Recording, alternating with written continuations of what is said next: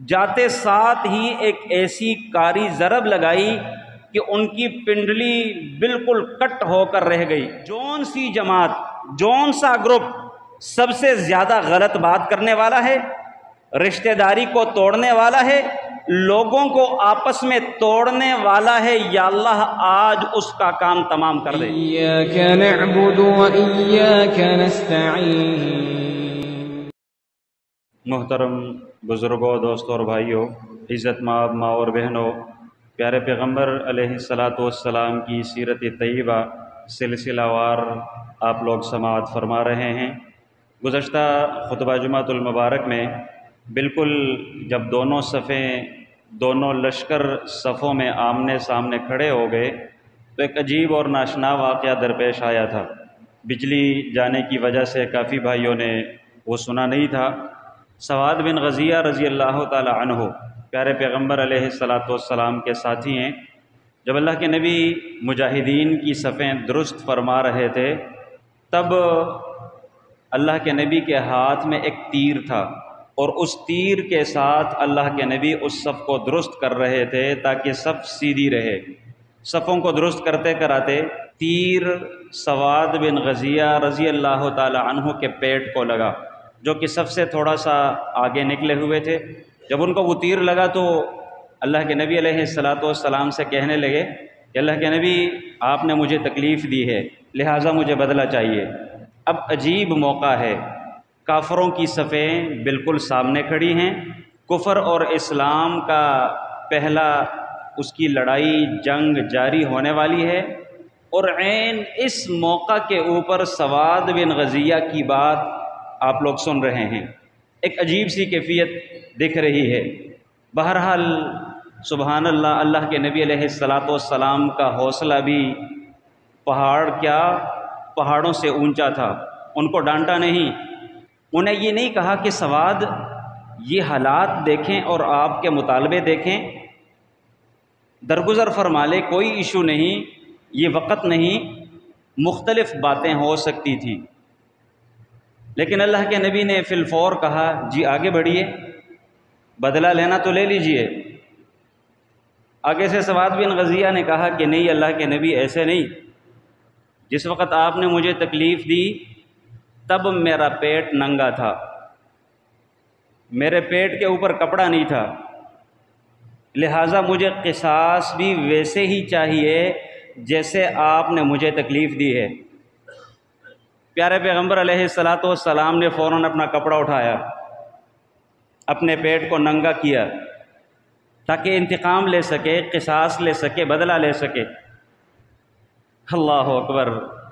اللہ کے نبی علیہ السلام بھی ابھی تک ان کو معلوم نہ تھا کہ سواد کیا کرنے جا رہے ہیں، ان کے ارادے کیا ہیں، واقعتاً مجھ سے انتقام لے رہے ہیں، مجھ سے بدلہ لے رہے ہیں، یا کوئی اور ماجرا ہے۔ جب اللہ کے نبی نے اپنا کپڑا اٹھایا، فوراً اللہ کے نبی کو جپھی ڈالی، ان کے ننگے بدن کو اپنے جسم ننگے کے ساتھ ٹچ کیا اور ان کے بوسے لینے لگے۔ صحابہ کرام بھی یہ سب حالت دیکھ رہے ہیں، اللہ کے نبی نے بھی دیکھا۔ بعد میں پوچھتے ہیں سواد ذرا مجھے یہ بتائیے، اس وقت آپ کے دماغ میں یہ والی بات کیسے آئی؟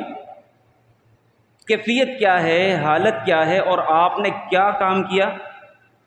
کہتے ہیں اللہ کے نبی سب معاملات آپ کے سامنے ہیں، آگے کا کوئی پتہ نہیں، کون زندہ بچتا ہے، کون شہید ہوتا ہے۔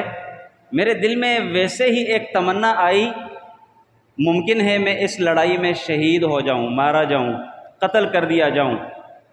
تو میرے دلی تمنا تھی کہ جاتے جاتے میرا جسم اللہ کے نبی کو ٹچ کر جائے۔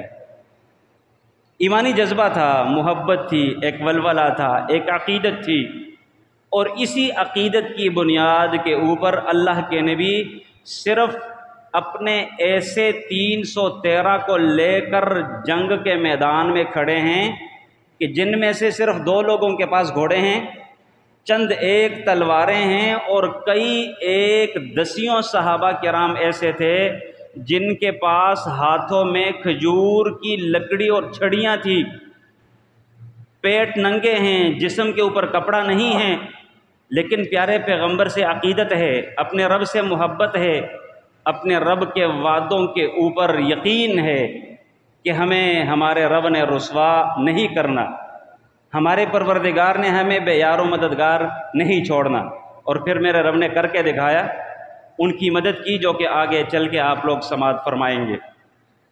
جب یہ صفیں درست ہو گئی، اس کے بعد اس لڑائی کا سب سے پہلا ایندھن، سب سے پہلا جو ایندھن بنا، سب سے پہلا جو بندہ مارا گیا، اسود بن عبد الاسد، جو کہ انتہائی بدخلق انسان تھا، کافر تھا، مشرک تھا۔ جب اس نے دیکھا کہ مسلمانوں نے بدر کے جتنے بھی چشمے ہیں وہ سب کے سب اپنے قبضے میں لیے ہیں، کوئی چشمہ نہیں جس سے ہم پانی آسانی کے ساتھ حاصل کر سکیں، اس نے قسم کھائی، اپنی صف سے باہر نکلا کہ مجھے اپنے رب کی قسم، میں ان کے چشمے سے پانی پی کر ہی رہوں گا یا میں مارا جاؤں گا۔ وہ نکلا تھا، ابھی صحابہ کرام اور مسلمانوں کے حوض کی طرف بڑھ رہا تھا۔ یہاں سے شعر اسلام میں سے، اسلام کے شعروں میں سے ایک شعر سید الشہداء حمزہ رضی اللہ تعالیٰ عنہ نکلے۔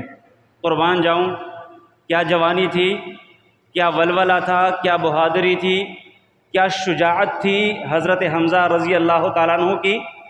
فوراً نکلیں اور انہیں اس چشمے تک پہنچنے زندہ سلامت نہیں دیا، جاتے ساتھ ہی ایک ایسی کاری ضرب لگائی کہ ان کی پنڈلی بالکل کٹ ہو کر رہ گئی، لیکن وہ بھی انتہائی اڑیل تھا، اپنی قسم کو پورا کرنے کے اوپر تلا ہوا تھا، اور پھر وہ اپنے پیٹ کے بل گھسٹتا گھسٹتا حوض کے پاس اپنے آپ کو پہنچانے لگا تاکہ اپنی قسم کو پورا کر لے۔ حضرت حمزہ رضی اللہ تعالیٰ عنہ آگے بڑھے اور ایک اور کاری ضرب لگا کر ادھر ہی ان کا کام تمام کر دیا۔ اور یہ یوں مسلمانوں کے لیے، لشکر اسلام کے لیے ایک اچھا فعل، ایک اچھی نیت رکھنا، ایک اچھی بنیاد رکھنا، اور کافروں کے لیے، مشرکوں کے لیے ایک انتہائی بری خبر ٹھہری ہے۔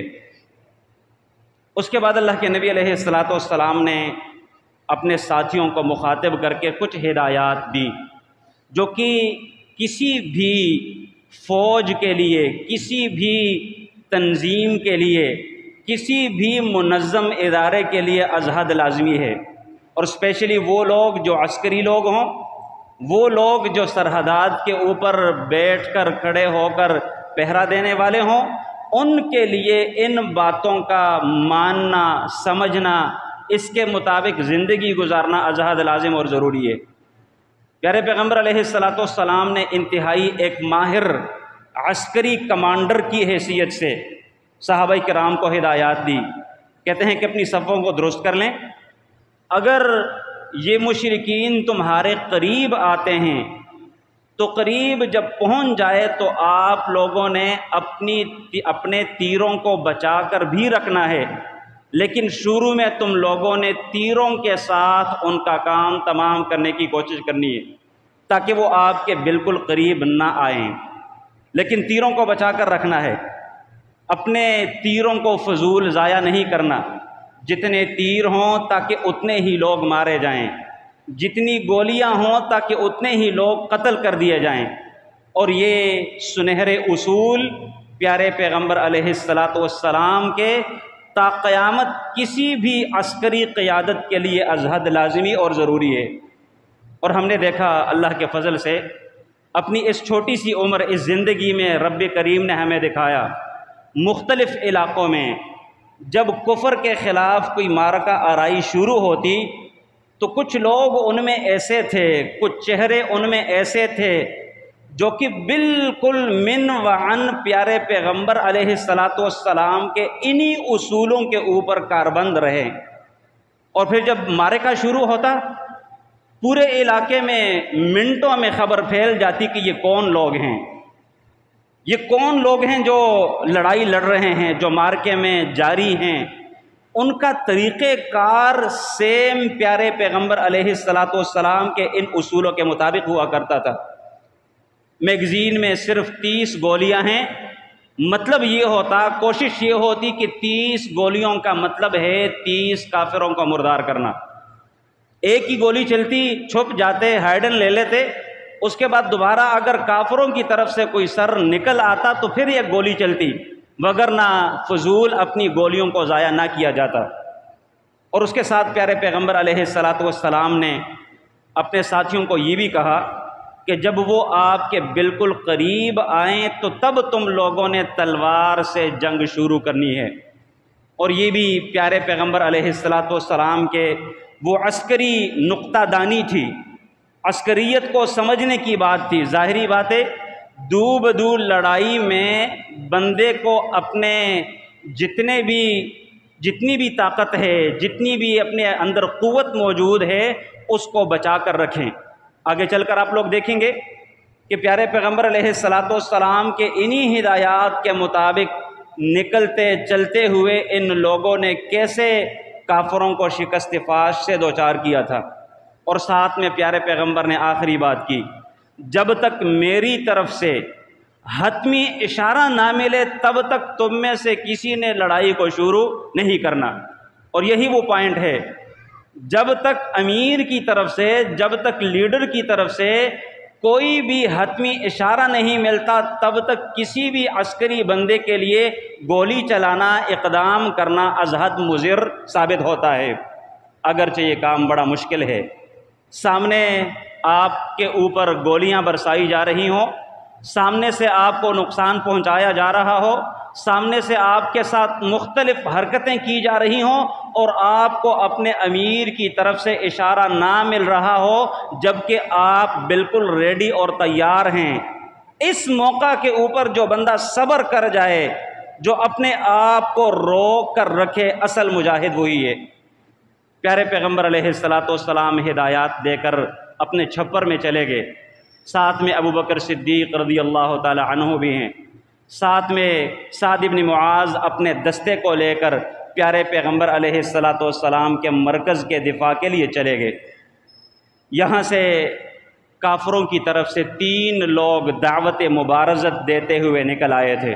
دعوت مبارزت کا معنی یہ ہے، جب پرانے زمانوں میں لڑائیاں ہوتی، ہاتھوں ہاتھ دو بدو لڑائی، تو گھمسان کی لڑائی سے پہلے، یکدم ہجوم مچانے سے پہلے، کچھ لوگ انفرادی طور پہ ایک لشکر سے نکل آتے اور کچھ لوگ دوسرے لشکر کی طرف سے نکل آتے، 2 لوگ، 1 لوگ، 3 لوگ، 4 لوگ، جتنے بھی ہوتے تھے، اور وہ آپس میں لڑائی لڑتے اور اس کے بعد باقاعدہ جنگ شروع ہوتی۔ کافر بڑے کڑیل، انتہائی اکڑ کے ساتھ، تکبرانہ انداز میں سامنے سے نکل آئے۔ 3 لوگ تھے اور تینوں کے 3 ایک ہی خاندان کے، ایک کا نام عتبہ ہے، دوسرے کا نام اس کا بھائی شیبہ ہے، اور تیسرا جو بندہ نکلا وہ عتبہ کا بیٹا ولید ہے۔ یعنی ایک ہی خاندان کے 2 آپس میں بھائی اور ایک بیٹا اور دوسرے کا بھتیجا۔ جب یہ تینوں نکل آئے، کہتے ہیں حل میں مبارز، کوئی ہے بندہ جو ہمارے ساتھ مقابلہ کر لے؟ یہاں سے پیارے پیغمبر علیہ السلام کے اشارے کے ساتھ 3 لوگ انصار میں سے سامنے آئے جو کہ انصاری تھے۔ جب انہوں نے دیکھا، انہوں نے پوچھا کہ بھئی تم لوگ کون ہو؟ آگے سے انہوں نے کہا کہ ہم انصار میں سے ہیں، تمہارے مقابلے کے لیے آئے ہیں، اسلام کی بنیاد کے اوپر لڑائی لڑنے نکلے ہیں۔ انہوں نے آگے سے اکڑتے ہوئے، تکبر کرتے ہوئے، اتراتے ہوئے کہا کہ بھائی تم بڑے شریف مد مقابل ہو، لیکن تم سے ہمیں کوئی سروکار نہیں، ہم تو اپنے چچیرے بھائیوں کے مد مقابل نکلے ہیں۔ یعنی وہ لوگ جو مکہ سے ہجرت کر کے مدینہ آئے ہیں، ہمارے ہی چچیرے بھائی ہیں، ہمارے ہی کزنز ہیں، ہمارے ہی رشتہ دار ہیں، ہم تو ان کے خلاف آئے ہیں۔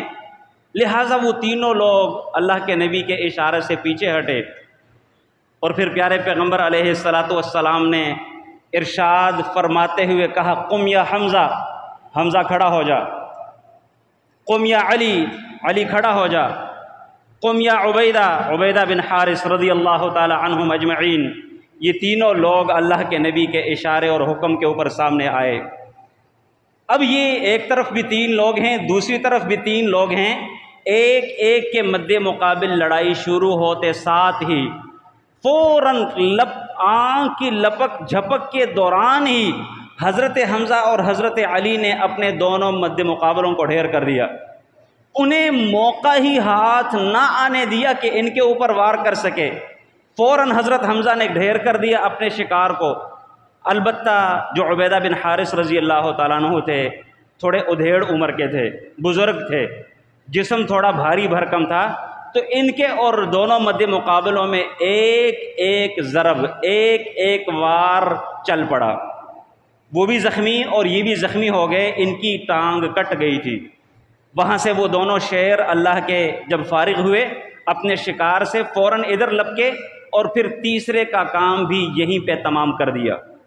اور یوں پیارے پیغمبر علیہ السلام اور لشکر اسلام کو اللہ تعالیٰ نے اسد بن عبد الاسد، اسود بن عبد الاسد کے بعد ان تین لوگوں کو، جو کہ تینوں لوگ کفر کے لشکر کے سرکردہ لوگ تھے، کفر کے لشکر کے لیڈر تھے، ان کو کمان کرنے والے لوگ تھے، وہ تینوں کے تین وہیں پہ ڈھیر ہو گئے.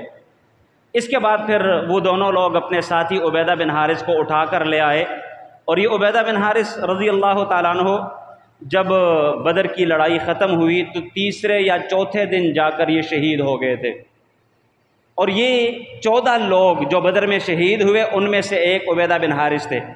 حضرت علی رضی اللہ تعالیٰ عنہ بعد میں قسم کھاتے ہوتے تھے قرآن کی ایک آیت کے بارے میں، ھذان خصمان اختصما فی ربہم، یہ دو جتھے، یہ دو لشکر ایسے ہیں جو کہ خالصتاً صرف اور صرف اپنے پروردگار کے متعلق لڑ پڑے تھے. یعنی کہ ایک طرف لشکر اسلام ہے، ان کا عقیدہ، ان کا کنسپٹ یہ ہے کہ اسلام اور اللہ ہی وحدہ لا شریک عبادت کے لائق ہے، جبکہ دوسری طرف لشکر کفر ہے، وہ لات، منات اور عزا اور ہبل اور اس کے ساتھ ساتھ خانہ کعبہ میں موجود 360 بتوں کو ماننے والے تھے. تو حضرت علی رضی اللہ تعالیٰ عنہ قسم کھا کر کہتے ہوتے تھے کہ مجھے اپنے پروردگار کی قسم، یہ دونوں جتھے، یہ دونوں لوگ وہ ہیں جن کے متعلق قرآن کی یہ آیت نازل ہوئی، ھذان خصمان اختصما فی ربہم، یہ دونوں وہ گروپس ہیں، وہ دونوں جتھے ہیں جو خالصتاً اپنے رب کے لیے لڑے تھے. اسی موقع کے اوپر ایک اور بھی عجیب سی بات سامنے آئی تھی. ایک طرف پیارے پیغمبر علیہ السلام اپنے پروردگار کے حضور دست دعا پھیلائے ہوئے اپنے پروردگار سے دعا مانگ رہے ہیں، دوسری طرف ابو جہل بھی اپنے رب سے دعا مانگ رہا ہے. این موقع، اسی جنگ کے موقع کے اوپر، ابھی لڑائی شروع نہیں، اللہ تعالیٰ سے دعا کرتے ہیں، یا اللہ آج ان دونوں گروپوں میں سے، دونوں جماعتوں میں سے جون سی جماعت، جون سا گروپ سب سے زیادہ غلط بات کرنے والا ہے، رشتہ داری کو توڑنے والا ہے، لوگوں کو آپس میں توڑنے والا ہے، یا اللہ آج اس کا کام تمام کر دے. اور اس کے برعکس جو شخص رشتہ داری کو جوڑنے والا ہے، جو لوگوں کو حق کی طرف بلانے والا ہے، جو سب سے صحیح بات کہنے والا ہے، یا اللہ تجھ سے دعا ہے کہ اس کو فتح یاب کر دے. اور اسی بات کی طرف پروردگار عالم نے سورۃ الانفال کی یہ آیات نازل کر کے اشارہ فرمایا تھا، ان تستفتحوا فقد جاءکم الفتح، اگر تم فتح کا مطالبہ کرتے ہو، دعائیں مانگ رہے ہو، تمہارے پاس فتح آ چکی ہے، اسلام کو قبول کر لو، بات ختم، یہی فتح ہے. لیکن وَإِن تَعُودُوا نَعُدْ، اور اگر تم پھر بھی اسلام کو چھوڑ کے کفر کی صفوں میں کھڑے رہو گے تو پھر ہم بھی پلٹ کر آئیں گے، پھر ہم بھی اپنے بندوں کا ساتھ دیں گے، پھر ہم بھی ان کی مدد کریں گے، جیسا کہ بدر کے موقع کے اوپر پھر پیارے پیغمبر علیہ السلام اور ان کے ساتھیوں کی مدد کی گئی. الغرض رسول اللہ علیہ السلام کے یہ تینوں شیر اس مبارزت میں کامیابی کے ساتھ واپس آئے، اور اس کے بعد ہجوم والی، گھمسان والی لڑائی شروع ہوئی. پیارے پیغمبر علیہ السلام نے اپنے ساتھیوں کو کہا کہ بھئی شروع میں تم لوگوں نے اپنا دفاع کرنا ہے، اور یہ وہ نقطہ ہے یہ وہ بات ہے جو پیارے پیغمبر علیہ الصلاۃ والسلام کی عسکریت جہاں سے خوب واضح ہوتی ہے کہ پیارے پیغمبر علیہ الصلاۃ والسلام عسکریت کو کس قدر بخوبی جاننے والے تھے۔ کیونکہ جب دو بندے آپس میں لڑ رہے ہوتے ہیں، ایک بندہ شروع میں اپنا دفاع کر رہا ہوتا ہے، اپنے ڈیفینسو پوزیشن میں ہوتا ہے، دفاعی پوزیشن میں ہوتا ہے، اور اپنی انرجی کو وہ سیو کر رہا ہوتا ہے، اپنی انرجی کو محفوظ کر رہا ہوتا ہے۔ جبکہ جو بندہ اقدامی لڑائی لڑنے والا ہے وہ اس وقت اپنی انرجی کو خرچ کرنے والا ہوتا ہے۔ اللہ کے نبی علیہ الصلاۃ والسلام نے اسی نقطے کے مطابق صحابہ کرام کو کہا کہ ابتداء میں تم لوگوں نے اپنا دفاع کرنا۔ صحابہ کرام دفاعی پوزیشن میں ہیں، کافر لگے ہوئے ہیں، ان کی طرف سے تابڑ توڑ حملے ہو رہے ہیں، جبکہ مسلمان محض اپنا دفاع کرتے ہوئے اپنی انرجی کو سیو کرنے والے، محفوظ رکھنے والے ہیں۔ جب ان کے حملے ختم ہو گئے، اس کے بعد پھر پیارے پیغمبر علیہ الصلاۃ والسلام نے صحابہ کرام کو آرڈر دیا کہ اب تم اقدامی لڑائی لڑنا شروع کر دو۔ اب وہ بیچارے تھک چکے تھے، اقدامی لڑائی لڑ لڑ کر ان کی انرجی ختم ہو چکی تھی، جبکہ صحابہ کرام محض اپنا دفاع کرتے ہوئے انرجی کو سیو کرنے والے تھے، تازہ دم تھے ایک قسم کے، جبکہ وہ انتہائی کمزور تھے۔ جب عین اس موقع کے اوپر مسلمانوں نے حملہ کرنا شروع کر دیا، پھر چشم فلک نے دیکھا کیسے ان کے ایک ایک لیڈر کو انہی جگہوں کے اوپر گرایا گیا جو کہ ایک دن قبل پیارے پیغمبر علیہ الصلاۃ والسلام اشارہ کرتے جاتے گئے کہ کل انشاءاللہ فلاں بندے کی جگہ یہ ہے، فلاں بندہ یہاں پر گرا پڑا ہوگا، فلاں بندے کی جگہ یہ ہے وہ یہاں پر گرا پڑا ہوگا، فلاں بندہ یہاں پر گرا پڑا ہوگا۔ اور پھر سیم ایسے ہی ہوا، جو جو جگہیں پیارے پیغمبر علیہ الصلاۃ والسلام نے دکھائی تھی ویسے ہی وہی لوگ، وہی لیڈر 70 کے قریب ان کے لوگ مارے گئے۔ اس موقع کے اوپر انتہائی ایک اہم بات جو کہ پیارے پیغمبر علیہ الصلاۃ والسلام اور لشکر اسلام کے ساتھ ریلیٹڈ ہے، میں سمجھتا ہوں کہ ازحد لازمی ہے آپ کے سامنے بیان کر دوں۔ پیارے پیغمبر علیہ الصلاۃ والسلام نے جب لڑائی شروع ہوئی، عین اس لڑائی کے موقع کے اوپر اپنے رب کے حضور اپنے دست دعا کو پھیلایا اور انتہائی رو رو کر، انتہائی گڑ گڑا کر اپنے رب کے حضور دعا مانگ رہے ہیں۔ اللہم انشد عہدک، یا اللہ میں تجھے تیرا وعدہ یاد دلاتا ہوں، تو نے جو میرے ساتھ وعدہ کیا ہے وہ تجھے یاد دلاتا ہوں، لہٰذا ہماری مدد کر۔ یا اللہ اگر تو چاہتا ہے کہ آج کے بعد روئے زمین کے اوپر تیری عبادت نہ کی جائے، پھر اپنے ان بندوں کی مدد نہ کر، لیکن اگر تو چاہتا ہے کہ آج کے بعد بھی تیرا نام اس روئے زمین پر لیا جاتا رہے تو پھر اس جتھے کی مدد کر، اپنے ان بندوں کی مدد کر۔ اور پھر رو رو کر، گڑ گڑا کر چادر مبارک اللہ کے نبی کے کندھوں سے نیچے گر گئی۔ ابوبکر صدیق آگے بڑھے، اللہ کے نبی سے کہتے ہیں کہ اللہ کے نبی آپ نے تو اپنی دعا میں آج بہت ہی زیادہ مبالغہ کیا، اپنے رب سے بالکل ڈائریکٹ اپنے کنیکشن کو کر دیا اور سیدھی سیدھی باتیں کی۔ پروردگار سے ہی ایسے ہی مانگو گے تو پروردگار تب جبریل کو بھیجتا ہے، تب پروردگار عالم کی مدد آتی ہے۔ ہماری دعائیں، پہلے تو ہمارے دماغ میں یہ بات ہوتی ہے، ہمارا ایک کنسیپٹ بنا ہوا ہے کہ ہماری دعائیں قبول نہیں ہوتی، اللہ تعالیٰ ہماری دعائیں سنتا نہیں ہے۔ آج بھی وہی پروردگار ہے جو محمد کریم علیہ الصلاۃ والسلام کی ڈائریکٹ اور سیدھی سیدھی باتوں کو سن کر ان کی مدد کر سکتا ہے، تو کیا میں اپنے پروردگار کا بندہ نہیں؟ کیا میں اپنے رب کے علاوہ کسی اور کے سامنے سجدہ کرتا ہوں؟ کیا میں رکوع کسی اور کے سامنے کرتا ہوں؟ کیا میں اپنے رب کو چھوڑ کے کسی اور کو پروردگار ماننے والا ہوں؟ جب نہیں تو پھر مجھے اپنے رب کے ساتھ ایسے ہی سیدھی سیدھی باتیں کرنی چاہیے، اور یہی میرا پروردگار چاہتا ہے کہ میرے بندے مجھ سے مانگے، ڈائریکٹلی مانگے، یقین کے ساتھ مانگے۔ پیارے پیغمبر علیہ الصلاۃ والسلام نے فرمایا اللہ تعالیٰ غافل اور اس دل سے دعا قبول نہیں کرتا جو کہ کہیں اور مشغول ہوتا ہے، ہاتھ یہاں پر اٹھائے ہوئے ہیں جبکہ دماغ کہیں اور ہے، دعا بھی کر رہے ہوتے ہیں جبکہ اس دعا میں انہماک نہیں ہے، اپنے رب سے مانگ بھی رہے ہوتے ہیں جبکہ اپنی دعاؤں کی قبولیت کے اوپر یقین بھی نہیں ہے، اس طرح کی دعائیں پروردگار قبول نہیں کرتا۔ اور جب ابو بکر صدیق رضی اللہ تعالیٰ عنہ نے اللہ کے نبی کو کہا، تب اللہ کے نبی کے چہرے کے اوپر ایک بشارت پھوٹ پڑی۔ ابو بکر سے کہتے ہیں، ابشر یا ابا بکر، ابو بکر تجھے خوشخبری ہو، یہ جبریل علیہ السلام ہیں، غبار میں اٹے ہوئے، اپنے گھوڑے کے لگام کو پکڑے ہوئے آگے چل چل کر آ رہے ہیں، یہ فلاں فرشتہ ہے، یہ فلاں فرشتہ ہے، اللہ کی مدد آن پہنچی ہے۔ اور اس کے بعد پیارے پیغمبر علیہ السلام بنفس نفیس زرہ پہن کر اللہ کے نبی علیہ السلام میدان میں کود پڑے۔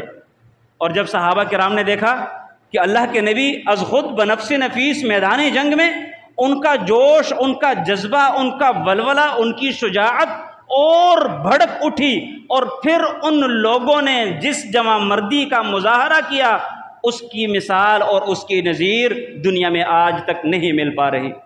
پیارے پیغمبر علیہ السلام نے اپنے ساتھیوں کو جنگ کی، لڑائی کی ترغیب دیتے ہوئے کہا، اللہ کی قسم آج اس لڑائی میں جو کوئی شخص بھی شہید کر دیا جائے گا، جنت کے جتنے بھی دروازے ہیں اس بندے کے لیے کھلے ہیں، وہ بندہ ڈائریکٹلی جنت میں جائے گا۔ عمیر بن حمام رضی اللہ تعالیٰ عنہ، ایک عجیب ان کا، جب اللہ کے نبی کی یہ بات سنی ایک عجیب سی کیفیت بنی۔ پیارے پیغمبر سے دوبارہ پوچھا کہ اللہ کے نبی آپ نے جو بات کی ذرا دوبارہ کہیے گا، جو بندہ اس لڑائی میں مارا جائے وہ جنت میں ڈائریکٹلی جائے گا؟ کہتے ہیں ہاں اللہ کے نبی نے کہا وہ جنت میں جائے گا۔ وہ کھجوریں کھا رہے تھے، اپنی تھیلی سے کھجوریں نکال کے کھانے لگے۔ فوراً ذہن میں کہ خیال آیا کہ اگر میں یہ کھجوریں ہی کھاتا رہا تو پھر تو میری یہ زندگی بہت لمبی زندگی ہوگی، یہ تو جنت میں جانے کے لیے میرے لیے رکاوٹ ہے۔ انہوں نے وہ کھجوریں پھینکی، اپنی تلوار اٹھائی، لشکر میں جا کر گھس گئے اور لڑتے لڑتے شہید ہو گئے۔ ایک اور صحابی عمر بن عوف رضی اللہ تعالی عنہ اللہ کے نبی سے کہنے لگے، ذرا اللہ کے نبی مجھے بتائیے گا پروردگار اپنے بندے کی کس حرکت سے خوش ہوتا ہے؟ رب العالمین کو خوشی کس بات پہ ہوتی ہے؟ وہ ایسے لوگ تھے، وہ ان کاموں کو ڈھونڈنے میں لگے رہتے جن کاموں سے پروردگار کو خوشی ہوتی تھی۔ پیارے پیغمبر علیہ السلام نے فرمایا رب العالمین کو اس بات سے خوشی ہوتی ہے کہ اس کا کوئی بندہ کفر کے ساتھ لڑائی ہو اور وہ اپنی تلوار کو محض اٹھائے، اپنی زرہ کو نکال کر پھینک دے، دفاعی اوزار کو سائڈ پہ کر دے، نہ سر کے اوپر خود رکھے، ہیلمٹ رکھے، نہ جنگی قمیض پہنے، نہ اپنے ساتھ ڈھال کو اٹھائے، محض اپنی ننگی تلوار لے کے دشمن کی صفوں میں گھس جائے، اپنے آپ کو دشمن کی صفوں میں ڈبو دے۔ جو بندہ یہ حرکت کرے رب العالمین کو بڑی خوشی ہوتی ہے۔ اور پھر انہوں نے یہ نہیں دیکھا، یہ نہیں سوچا کہ یہ تو خودکشی کے زمرے میں آئے گا، یہ نہیں سوچا کہ دفاع تو لازمی ہے، اپنے آپ کو بچانا تو از حد ضروری ہے، نہیں، محض اپنے رب العالمین کو خوش کرنا مقصود تھا۔ جان جاتی ہے تو 100 مرتبہ جائے۔ پیارے پیغمبر کی بات کے اوپر یقین محکم اس قدر زیادہ ہے، جو مرضی ہو جائے، انہیں دکھ رہا ہے، انہیں نظر آ رہا ہے کہ جب میں اپنی زرہ اتار کے پھینکوں گا، اپنے خود یعنی جنگی ٹوپی کو اتار کے پھینکوں گا، ڈھال کو اپنے ساتھ نہیں لے کے جاؤں گا، اپنا دفاع نہیں کر سکوں گا، تو ظاہری بات ہے سیدھی اپنی موت کو دعوت دینے والی بات ہے۔ لیکن انہوں نے یہ نہیں دیکھا، گھسے، جا کر لڑتے لڑتے شہید ہو گئے اور اپنے رب کے حضور جنتوں میں انشاءاللہ پہنچ گئے۔ یہ تھے وہ واقعات جو کہ غزوہ بدر میں سامنے آئے تھے۔ اور اس کے علاوہ پھر جو فرشتوں کی شکل میں اللہ تعالیٰ کی مدد کی، انشاءاللہ زندگی رہی تو آئندہ خطبہ جمعۃ المبارک میں اس کی تفصیلی ہم بات کریں گے۔ اس کی بنیادی وجہ یہ ہے بہت سارے لوگ ایسے ہیں جو کہ معجزات کے منکر ہیں، ان کا کنسیپٹ یہ ہے کہ یہ فرشتوں کا آنا وانا یہ محض فضول باتیں ہیں، اس کی کوئی حقیقت نہیں ہے۔ تفصیلی اس کے اوپر ہم گفتگو کریں گے۔ اللہ تعالیٰ سے دعا کرتے ہیں کہ اللہ تعالیٰ ہمیں سمجھنے اور عمل کرنے کی توفیق عطا فرمائے۔ واقول قولی ھذا واستغفر اللہ لی ولکم ولسائر المسلمین واستغفروہ انہ ھو الغفور الرحیم۔